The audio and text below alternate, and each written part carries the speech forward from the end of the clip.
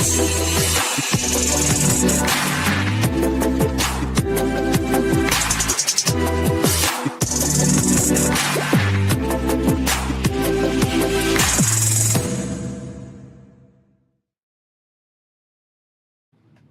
going on, everybody? Happy Friday. It's that time of the week where Kyle and I, we've got the latest and greatest tokenization news for you. What another week in the market. Stablecoins are on fire. RWAs are on fire. Tokenization is happening everywhere around the world, and we've got it all here for you. I'm your host, Herwig, and of course, I'm joined by Kyle. How are you this week, buddy? Herwig, I'm doing great. It is another wonderful week in the RWA world. I'm just happy to be here. Another week of the show. Oh, yeah. And quite a show we've got. So why don't we jump right into the market movements? Let's do it.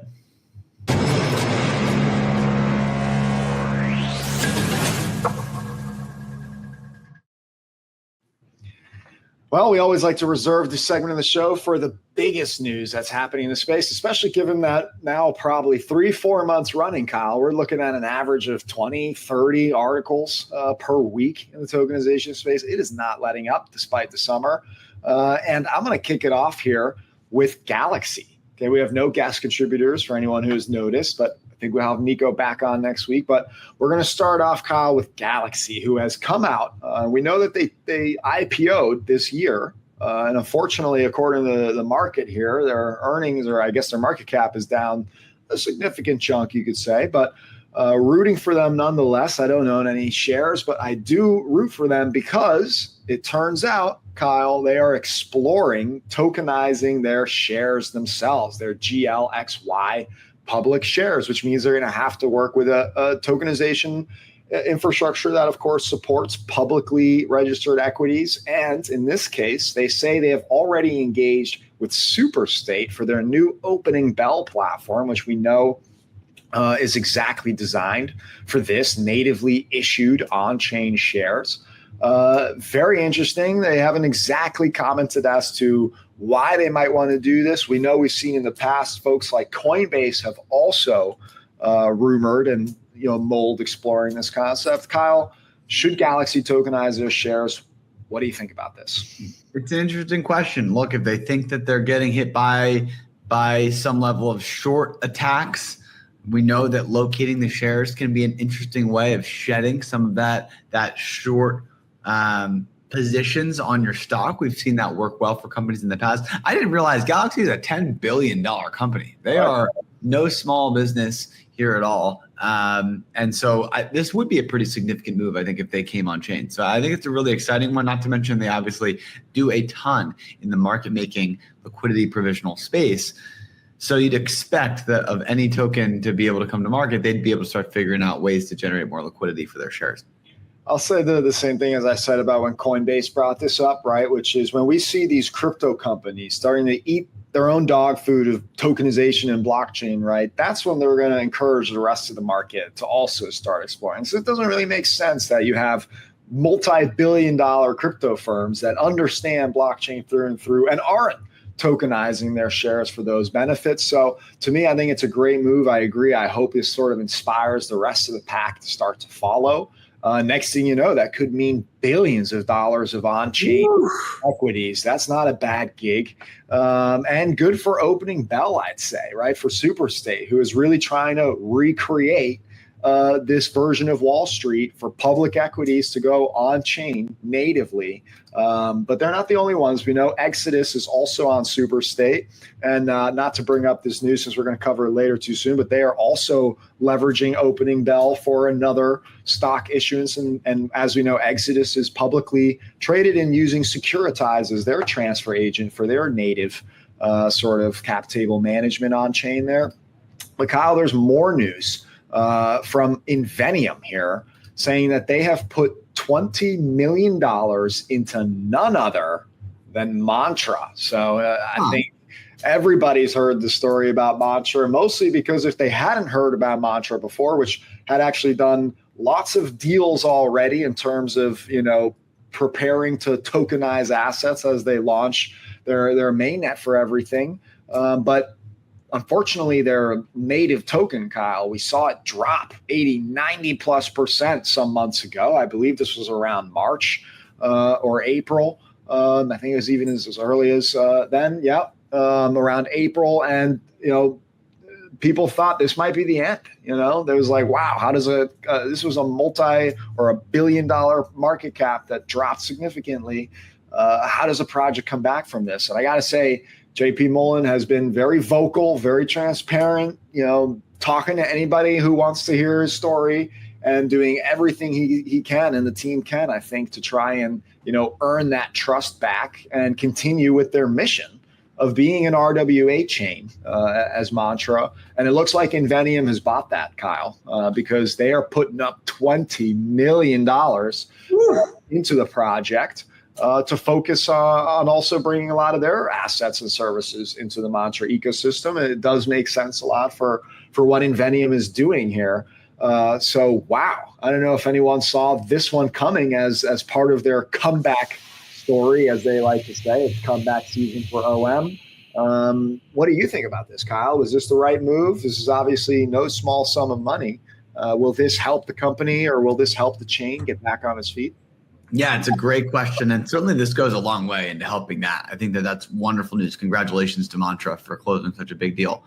The two questions I'd have on the Inveniam side are, A, how much of this was 20 million in cash versus 20 million of investment in the form of stock or things like that, for example? That would be an interesting one to figure out. Or, as we've seen, and maybe this is less relevant technically from Inveniam's perspective, but we have seen in the past, companies like Microsoft or infrastructure providers that will make an investment in the in the form of advanced credits or services or rebates to their product stack. And so I wonder if there's subsidies that come on the Inveniam platform that potentially could provide some of the capital here. But if not, and they invested 20 million in cash, I would also want to know, what's the breakdown of equity to token here, right? Because clearly the token has lost a lot of value. It clearly has been manipulated, whether that was from the team or even if it wasn't, and it was from market makers or whatever. Clearly somebody had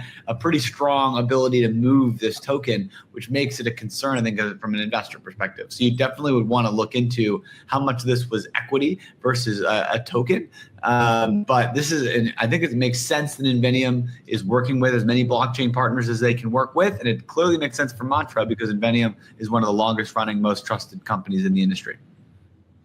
No, I think that's a great take. And I'm excited to see how they put this money to work and start growing their ecosystem again. Because at the end of the day, that's what we're all about, right? We just want to see this industry succeed.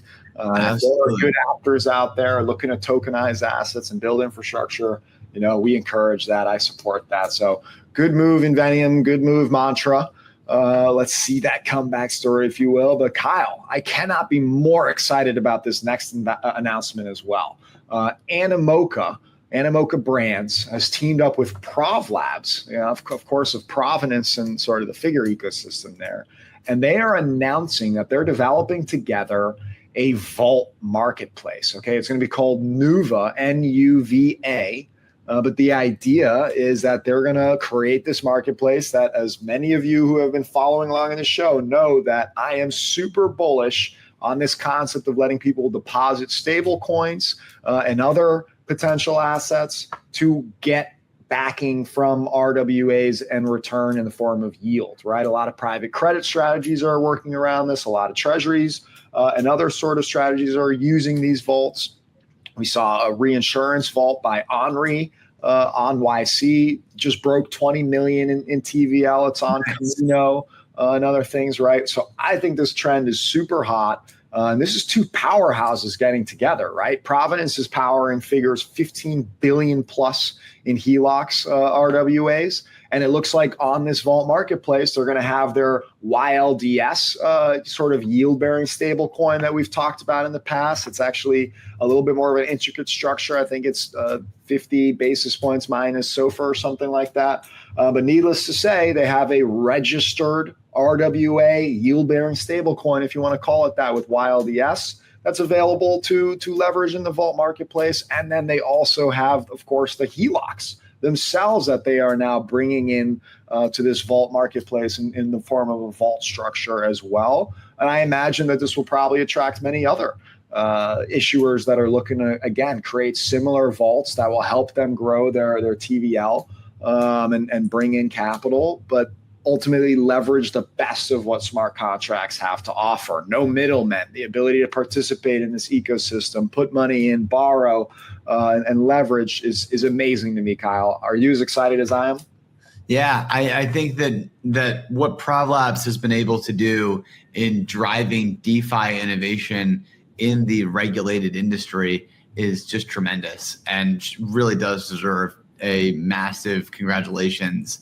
The one criticism I have is I just feel like everybody has these tickers that are getting so long and complicated. Like on this Nuvo marketplace, now they're going to have the NUYLDS token. They're going to have new HELOC vaults. I think we're going to start having to figure out a better way to do this than just kind of tagging on a new prefix and then the same kinds of suffixes. But aside from that, this has been a tremendous announcement. And I think it makes a lot of sense to start bringing in some of these Web3 companies that have these huge communities, especially internationally. It's just, again, what a sight to behold, Herwig, that these companies like an Animoca is all about, they're all in on tokenized RWAs. Like I would have never seen it coming, and it's exciting to see it's finally here. So it goes to show you, especially with a firm like that tends to be on the nose, right, of every trend. I think that signals very much so that RWAs are very much so the story of this cycle, the story of crypto right now. And I'm happy to see that in the form of vaults, which again, I just see it as bringing a huge amount of capital, both on-chain capital and new capital to bridge and onboard on-chain into these RWA-backed vaults. That's something everybody can wrap their head around, and really take DeFi to the next level, in my opinion. So very cool stuff. And speaking of Figure, Kyle, Figure has also announced their draft registration statement, their S1 filing, right? They have announced they plan to IPO. Ooh, how about that? What do you think? I'm excited about this one a lot. I think we both have been very bullish on Figure for a long time. The largest non-bank HELOC lender in the world. They've been really, really successful. I'm definitely going to try to buy some stock here, just because I think it's a cool business. I think they have a good niche in the market. I think if rates come down, it's only better for taking out HELOC. So I think they're very well positioned if the rates change downward. That's actually very good for them. So I think for all those reasons, and on top of the fact that they're just doing really great stuff and the ProvLabs team is crushing it, Figure has just continued to dominate, and it's cool to see. It's helmed by some world-class leadership, as we know, with Mike Cagney on Figure side. He also successfully launched SoFi, which is now, a multi-billion-dollar public fintech company. So a lot to be seen here. Very excited to have seen the whole journey too, from the early days, right, Kyle? So congratulations to them. None of the show is ever investment advice, but I got to say that those Figure shares do sound tasty.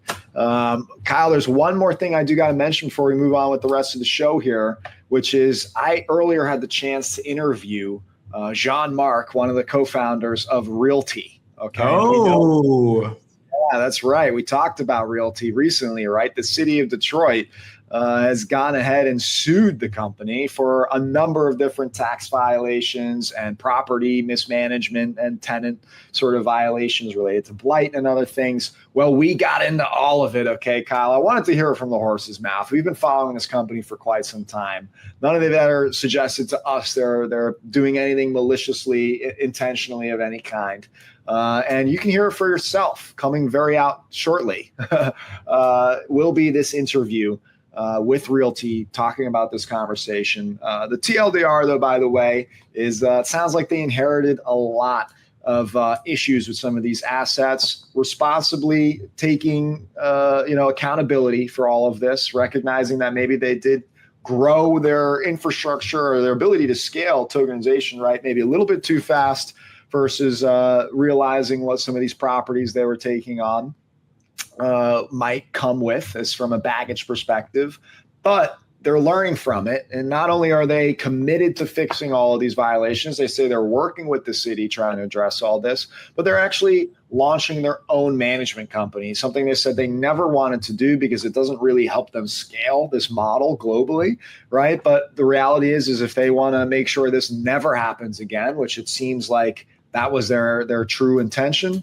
well, then it means they have to be responsible for everything A to Z, which is why they have to have that management company themselves. It will be a separate company, so it's not underneath the RealT ecosystem, but a sister company that they can sort of implement to make sure that all of their properties and their tenants, right, have the best in class quality units as they're set out to be. So, or at least, put out to the world is how it's the condition is. So, Kyle, can't wait to share this interview. We're just getting it ready to put it out there. So stay tuned, everybody. Yeah, I need to watch that one. I definitely can't wait to check it out.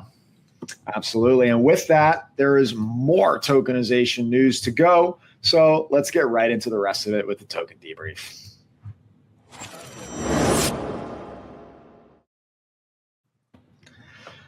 Wow, Kyle, I see here a pretty full plate. So once again, if you're cool with it, why don't we kind of capture this category by category and we can break down the highlights of what we think was cool. Fire away, my friend. New offerings and STO updates here. I did mention earlier in the market movements that Exodus, public company, one of the first crypto companies to leverage tokenization back in the day. They've been on everything. They're on T0 at one point. They're on Securitize now. Now they're leveraging Superstate's opening bell, which is powered by Solana, for those who don't know. But they are planning to bring their new class of shares they're looking to do for common stock tokens that they're planning to raise more capital with to grow the business, also grow their treasury with Bitcoin and Ethereum, and do more cool things around all this. So very interesting news there. Also, Asset Token Ventures announced that they have chosen Vertalo as a tokenization engine and transfer agent for their MBS token on Aptos. And by the way, I think pretty cool, Asset Token Ventures and Vertalo pre-deal shared the stage at Tokenize This. So I wonder if that had anything to do with this little moving on, CodexField and EDITH, EDITH, EDITH partner to partner for AI supergrid offerings. So if you're interested in an AI supergrid, CodexField is bringing an RWA to market. You can check out on EDITH. Assetera is powering xStocks now as well, as we see xStocks expand everywhere to different crypto exchanges in Europe. Assetera is now one of them, which, of course, for anyone who doesn't know, xStocks is bringing on-chain public equities from the United States in a tokenized format for others to use, including Kraken, Gemini, and others that we've seen tap into this. Also, a $300 million bond over 3 years on HSBC Orion was issued by Guotai Junan International, which is, again, a story people aren't talking about enough, but there are tons of bonds being put on chain, folks, in huge sizes. Worth noting that BounceBit's launching BB Prime with Franklin Templeton using their Benji for DeFi strategies. As we talk about more vaults and more DeFi strategies for RWAs, BB Prime, leveraged by BounceBit and Benji from Franklin Templeton, sounds like a powerhouse combo, if you ask me.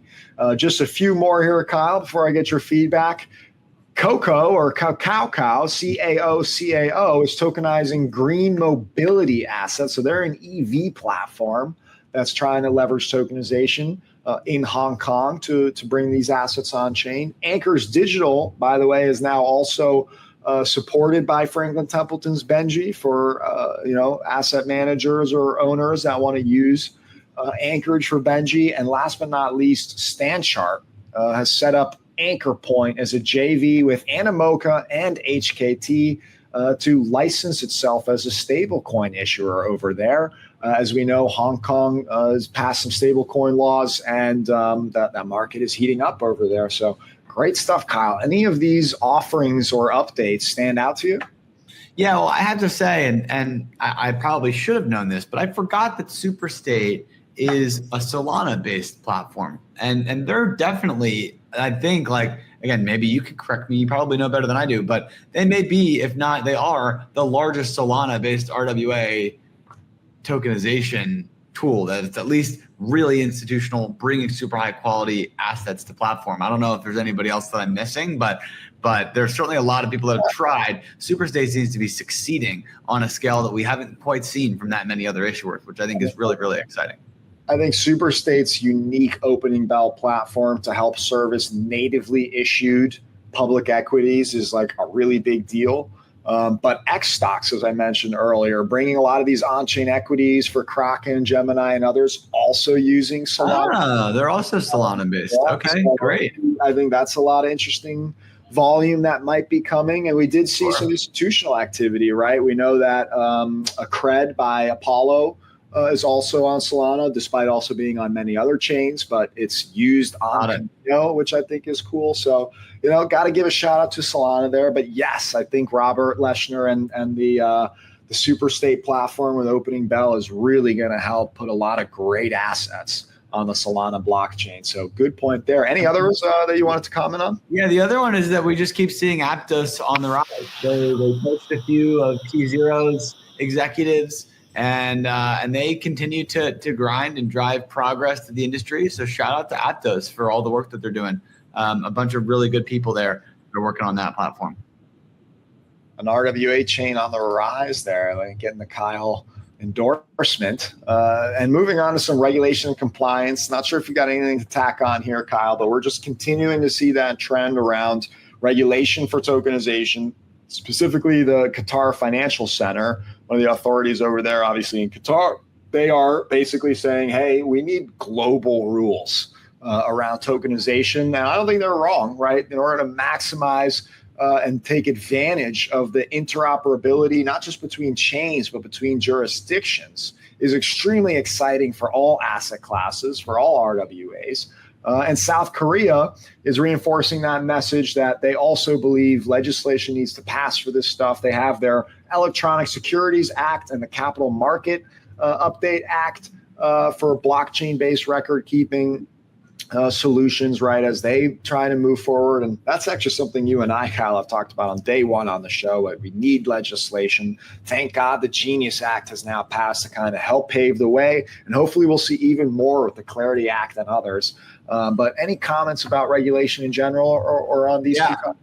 Yeah, well, look, I think there was a cool little piece of, wasn't necessarily news, because I don't think it's necessarily anything to celebrate yet, but it was pretty cool that with global settlement, we were officially, at least we applied and they confirmed that they received our submission. I don't want to, overstate anything here, in the DLT challenge for the Bank of England and the Bank of International Settlements, doing a lot of international payments transfer stuff. And so it is really cool that a lot of these governments are getting super, super active in this. I can speak on behalf of my business. We have, I would say, 5 or 6 different CBDCs that we're exploring with different regulators right now. And it does seem like there is a willingness that you and I, Herwig, have really never seen in the past. So it's a super exciting place to be. And it's cool that the opportunities are there. And if you can prove it in some of these emerging markets, I think there's a lot of land to be conquered with respect to the industry and the business of this opportunity. I think it's very cool that we get to hear the firsthand account from someone like yourself, operating with global settlement, to just see how exactly governments and regulators are embracing blockchain and leveraging a platform like yours. So that's fascinating and obviously positive, right? I do think we've commented on the fact that Commissioner Hester Peirce and the SEC have looked at partnerships with the Bank of England, with El Salvador, as well as with other regulators that they're looking to understand this. So I think Qatar, the Qatar Financial Center here, might be onto something here about calling for some global regulation. We'll have to see about how that comes together. But more big announcements as the industry continues to move forward. Kaiko announced that on Canton network, participants there will be able to leverage all their data feeds and quality data that they have on crypto markets and other markets for leveraging all of this for on-chain activity, right? I think that's very important, very powerful partnership there. Hong Kong also now has their stablecoin rules in effect, which we probably should mention that in the regulation just now. Libre Capital rebrands to Kaio. So Kaio. This is the famous Brevin Howard-backed Libre Capital. Now is called Kaio, and with that announcement, which they've already tokenized quite a number of institutional products, they're now launching another one, $100 million Bitcoin yield fund on their Kaio platform. Centrifuge made a huge hire, in my opinion. One of these TradFi acquisitions, Jürgen Bloomberg, 2 decades at Goldman Sachs, Invesco, and BlackRock, and heading ETF businesses and the like, is now to the RWA side, right? He's joining as COO of Centrifuge. So that's a huge TradFi acquisition, and welcome to the world of DeFi and RWAs, Jürgen. But very cool to see. And we also saw another powerhouse COO hire earlier this year from Securitize with Michael Sonnenschein. So it's great to just see all of this amazing talent entering the space. RealFI, they're launching a real estate tokenization platform using the XRP ledger real soon, so look out for RealFI. IVD Medical, who's launching a tokenization platform and to tokenize certain treasury aspects, they added another $19 million in Ether to their treasury. So love seeing the crypto worlds converge into RWAs, especially leveraging features of crypto, including these now popular treasury companies making a debut. And then Credefi and Vayana, they're bringing DeFi to tokenize debt and trade finance in a new partnership. Kyle, what are your thoughts on any of these announcements? That was a big group of announcements there on top of more and more news, and we still have more to go, Herwig.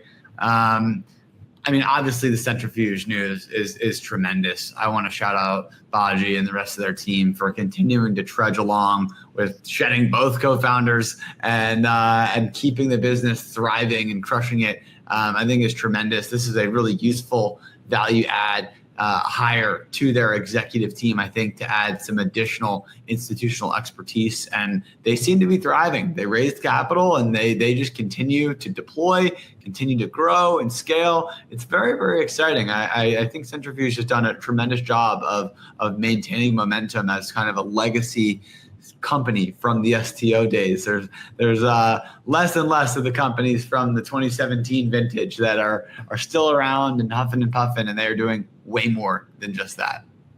Oh, yeah, absolutely. I love to see the rise of some of these OG companies and the way they're really institutionalizing and maturing as a business. And again, excited to work with Jürgen there, hopefully in some capacity is down the road. But in the meantime, there is more action happening, Kyle, a lot of institutional activity. First, we saw Credit Agricole's Cassius, CACEIS, Cassis. I don't know if I'm even saying that right. It's, of course, over in France. As a custody bank solution, they invested in Cryptown, KRIP Town, which is a fintech company that is launching the LICE exchange, LISE, to tokenize small to medium enterprises in Europe.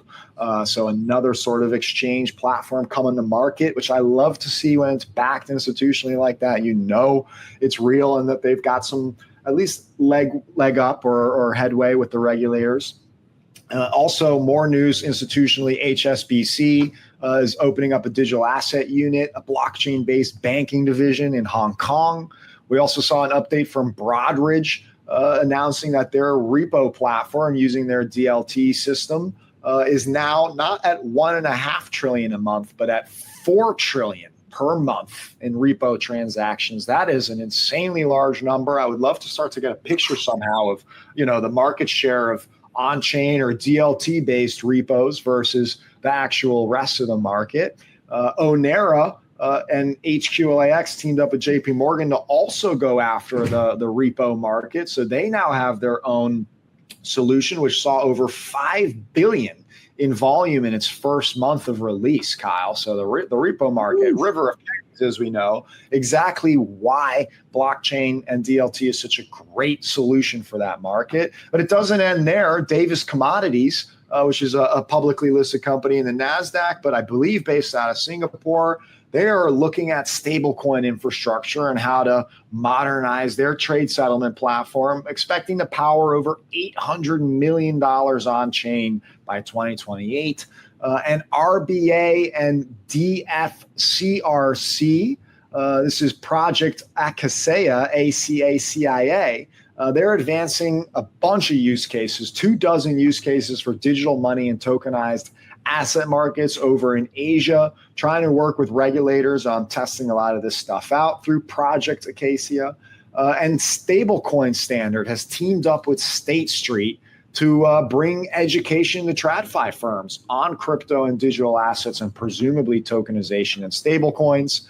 So, Kyle, institutions are alive and well, embracing crypto and tokenization left and right. What are your thoughts on all that? Dude, $4 trillion per month is bonkers. That's just like a wild amount of money. It's hard to wrap your head around the size of that, and the fact that they're using distributed ledgers and blockchain technology to do that, I think is just so exciting. Broadridge is absolutely a business to watch. And that feels like a potential acquisition play by an even larger company that wants to use those rails for additional settlements that they're doing around the world. But maybe they're too big at this point, because $4 billion a month is a pretty crazy number. So I think that one's tremendous. Onera, another good example of a company still thriving, still fighting the good fight. They've been in the game for a long time as well. Ami Ben David has been here since the beginning, and they're still doing a good job as well. Those were the two that caught my eye for sure. Yeah, they made another powerhouse talent acquisition too with Richard Walker over from Bain. If I'm remembering that correctly, he just joined their team as well. So again, love seeing all these amazing talented TradFi people move into space. And yeah, $4 trillion. Again, I just want to know what is that in respect to this whole repo market, because holy smokes, we know that JPM's version is also doing a lot. Now they're helping power Onera and HQLAX's platform. It is a great time to be in the market. And it seemingly seems like not just when is TradFi going to be on chain, but partially how much of it already is, because it seems to be the case.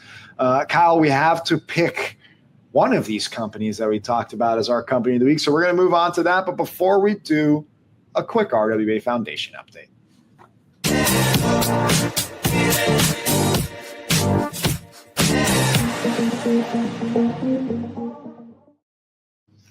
All righty, folks. For those of you who've been listening along, you know that things are about to get really exciting for the RWA Foundation. And for those of you who don't know about this initiative, we are bringing together all of the leading L1s, L2s, the blockchains powering RWAs, also the asset issuers, the tokenization engines behind them, the marketplaces and brokers, as well as the DeFi solutions and other related infrastructure to create one voice, one community to help bring this industry forward, help accelerate adoption, and most importantly, create a voice for the crypto native. Okay, RWAs are not just a thing for institutions. That's why we're launching the Wally DAO to actually create a decentralized ecosystem to help people enter the RWA arena, to help get an edge and benefits to this exposure to this trend, if you will, in the form of airdrops and perks and many other cool benefits like we talked about here,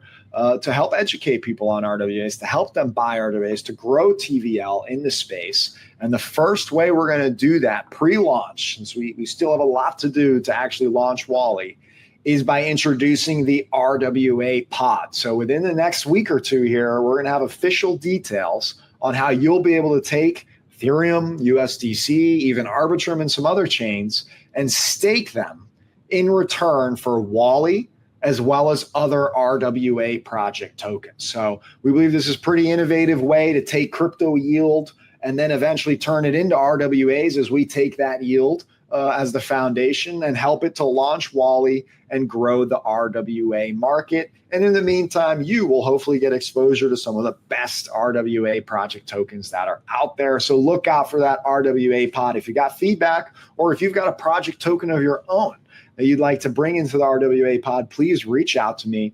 You can always reach me at happy@wallydao.xyz. That's Wally with a Y. With that, let's end the show with our companies of the week. Let's move on.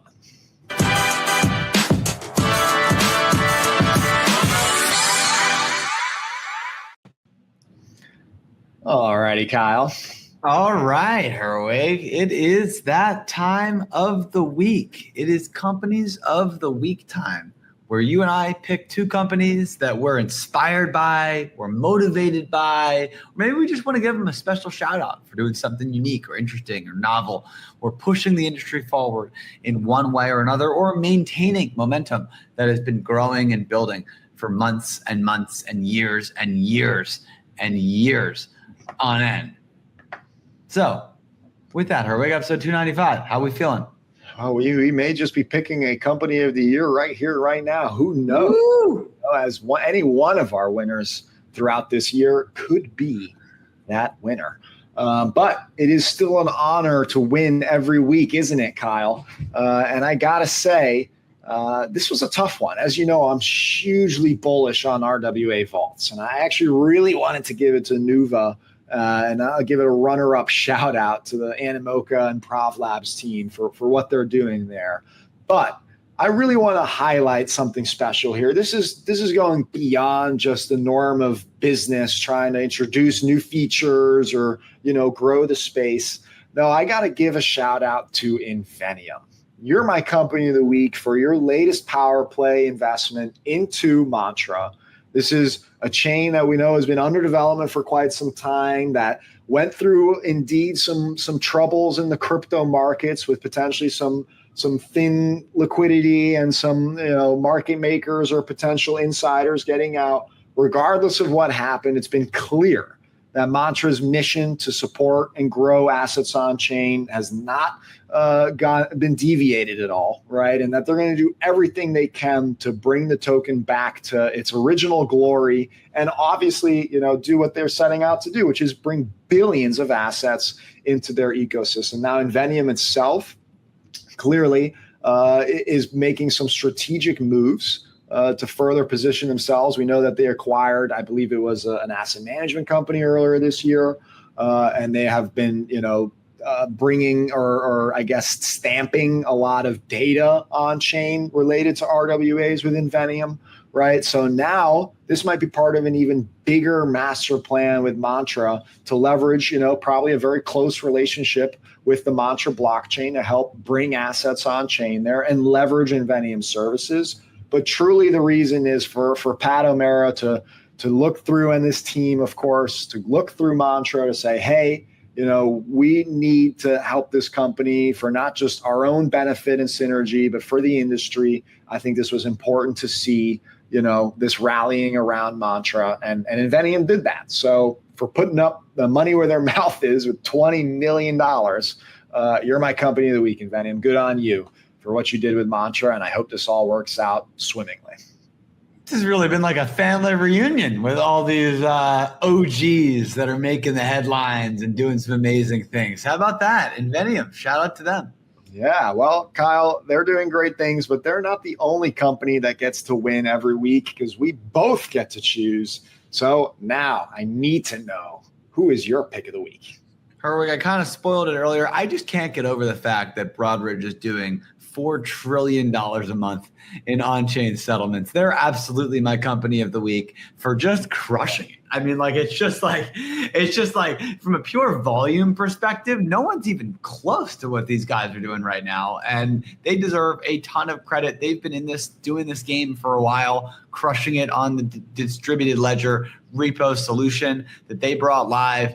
And I just think that it's really, really exciting to see where this is going to go from here. The repo stuff is obviously a huge industry. It ties in closely to the money markets and overnight rates and things like that. It's all like central bank levels of activity. It just feels like this is the underpinning of the future of currency and the future of banking and liquidity. And Broadridge is right there at the forefront. I just don't know how I could give it to anybody else. Oh, that's an excellent choice, Kyle. It makes a ton of sense. Did you know that the B in Broadridge stands for blockchain? I mean, these guys are great. I love it. No, not what they are doing is $4 trillion per month in repos on their DLT. So you gotta love it. Totally a deserved choice, Kyle. And that's our show. Also appreciate some of those global settlement updates from earlier. Anything else you want to share there? Well, we actually do have a couple of really big announcements. Hopefully we can get them covered in a press journal, and maybe I'll soft launch it here on the show when I have a good embargo date.